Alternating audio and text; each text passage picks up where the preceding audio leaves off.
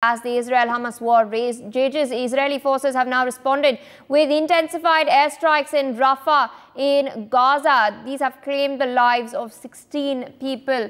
This, of course, follows Hamas's rocket attacks that have targeted Israeli soldiers. Now, according to medics on the ground, the 7 members from one family and 9 from another family were among those killed. This comes after Israeli Prime Minister Benjamin Netanyahu had rejected international pressure to halt the conflict. Joining us on the broadcast this morning is Mr. Sanjeev Srivastava, international affairs expert.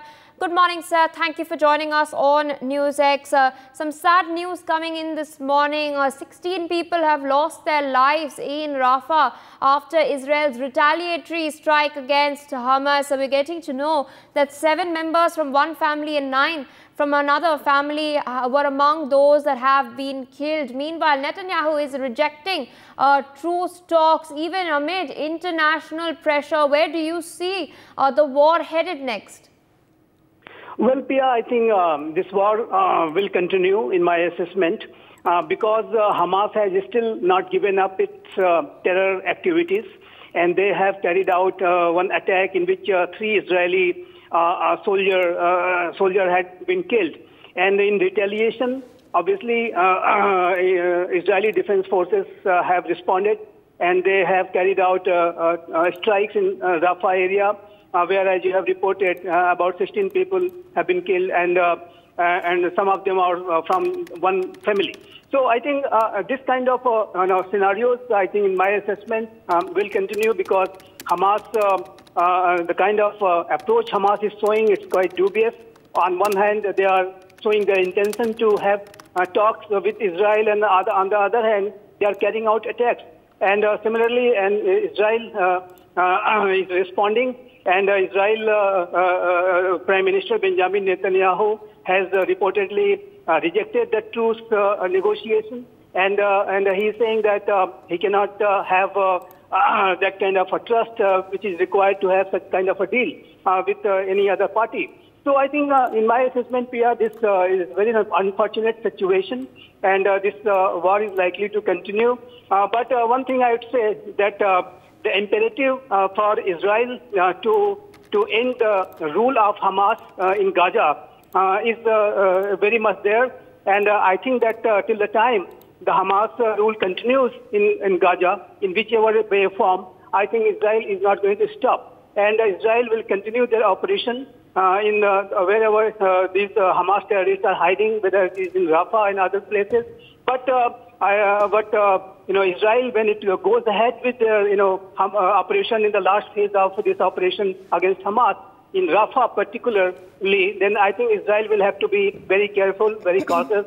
It should be a low-intensity surgical strike, like operations, not in the collateral damages, the kind of damages which are being reported, where the innocent lives are being lost. So already about 34,000 people have lost their lives, and most of them are women and children. So I think unfortunate scenarios, very much there, tragic scenarios, extremely sad. But the kind of positioning the two parties are having at this point of time, they are attacking over each other. It is just likely that any constructive outcome, whether it is a temporary ceasefire or any other constructive peace deal, is likely.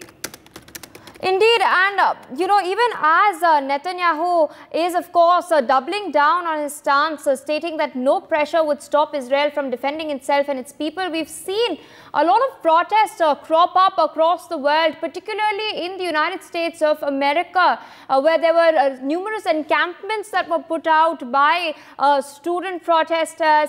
What do you make of all of this that is taking place in the United States? It's considering the fact that it's the U.S. government that has been a steadfast ally of Israel and has consistently backed it by providing military aid. I think as far as the protests in the U.S. university campuses are concerned, latest reports are suggesting that they have disbanded their encampments, and they have, just cancelled their whatever the program they were launching. And if you look at the nature of that protest, there have been reports that the Hezbollah flags, Hamas's flags, have been shown in those demonstrations. And in those demonstrations, obviously, the large number of people were protesting against Israel. But there is another group in the U.S. University campus which is fighting against anti-Semitism, which is fighting to protect defend the rights of Israel to fight against terrorism. So I think there are two groups there, and obviously the larger group is very much against Israel, and they are putting forth this view that humanitarian crisis is there, and that is very much there. I must say, humanitarian crisis is very much there. People are suffering. Their suffering has been, cannot be explained in words. But at the same time, this protester must not forget that the kind of terror organization Hamas is, and if Hamas remains intact in Gaza, then they might come up with another 7 October-like attack. And terrorist organizations, wherever they are hiding, wherever they are having their bases, they must not be allowed to operate. And, the real intention behind the Hamas's attack on Israel was to disrupt the normalization process, disrupt the dialogue among civilizations, among the Jews, Muslims, and Christians after the Abraham Accord. For more such videos, subscribe to the NewsX YouTube channel, hit the bell icon.